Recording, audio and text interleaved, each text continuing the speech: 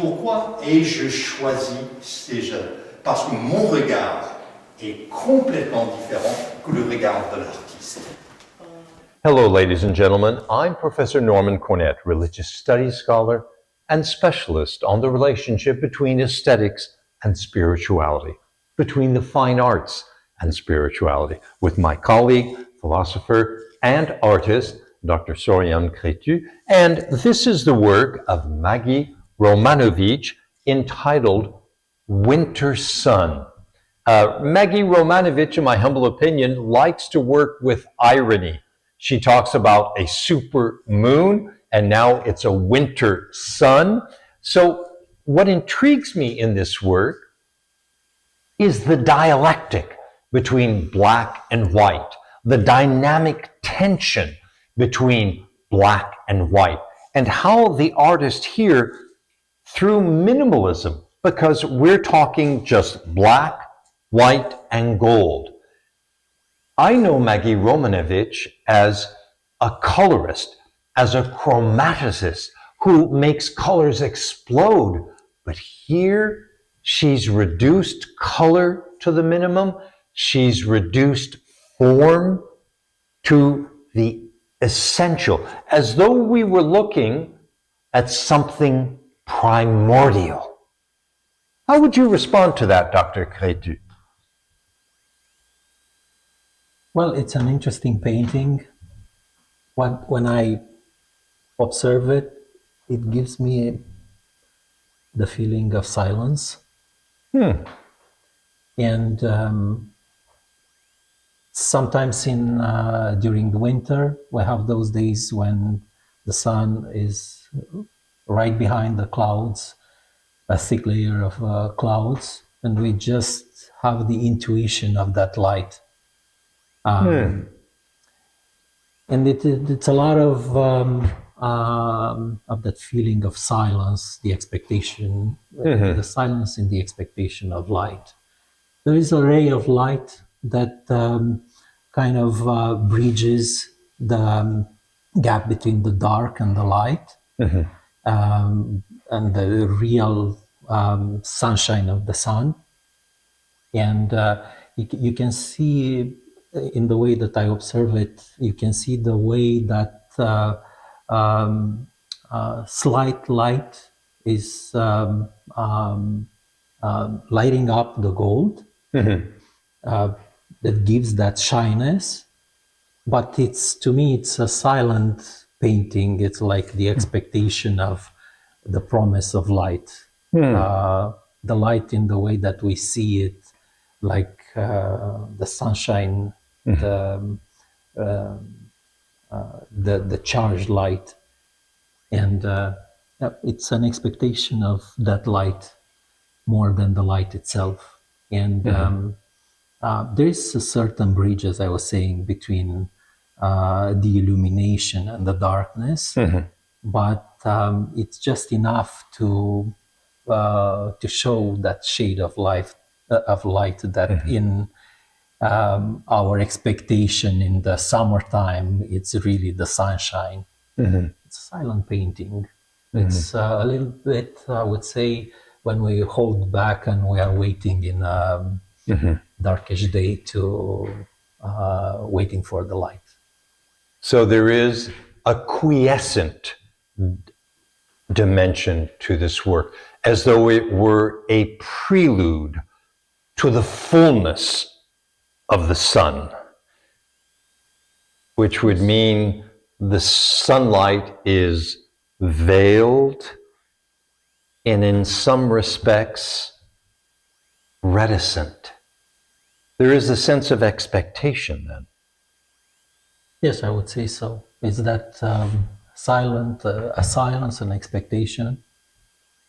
Possibly. It's when we are expecting that light and we'll hold back a bit because we see that we can understand how that expectation can be met or might not be met immediately, but that sunshine that we all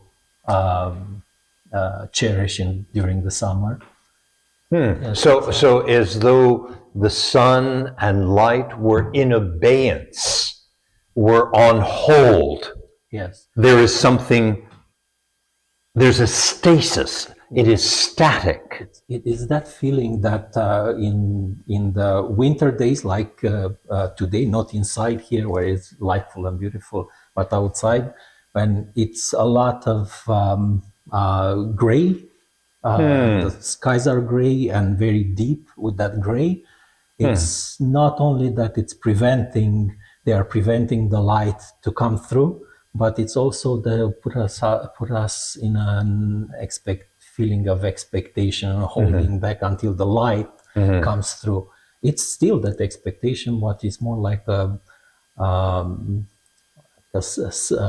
we are keeping that silence while we are expecting that light to pierce through those that thick layer of clouds.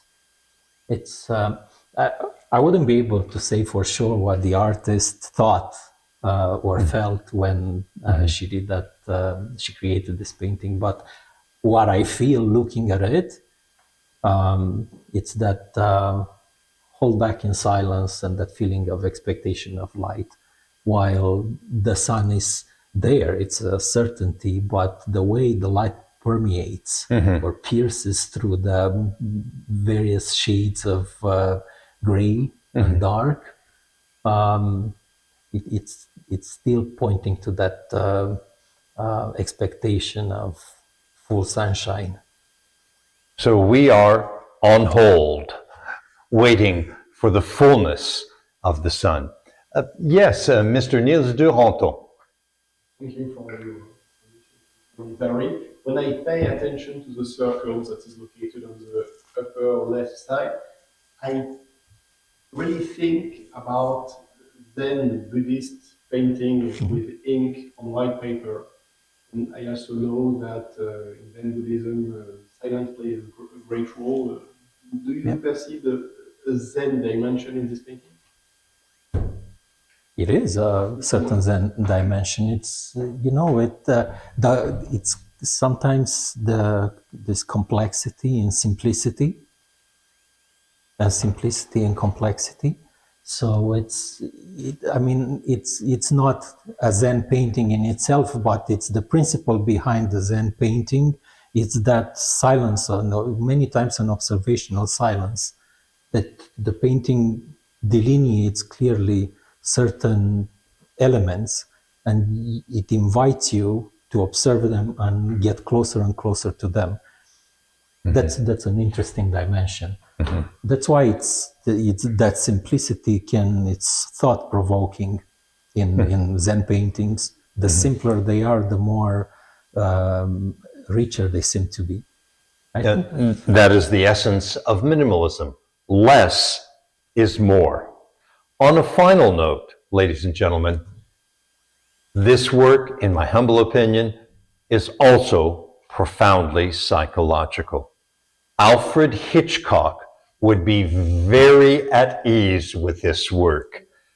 One has only to think of his film with Gregory Peck and Ingrid Bergman on the origins of psychiatry, Spellbound, to say nothing of Torn Curtain or Rear View Mirror. There is something, North by Northwest, there's something deeply psychoanalytical in this work.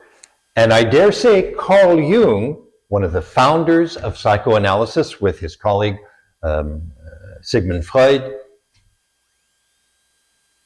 would perhaps speak in terms of an archetype presented in Maggieromanovici's painting, a wintry summer. I'm Professor Nornan Cornett, religious studies scholar and specialist on the relationship between aesthetics and spirituality.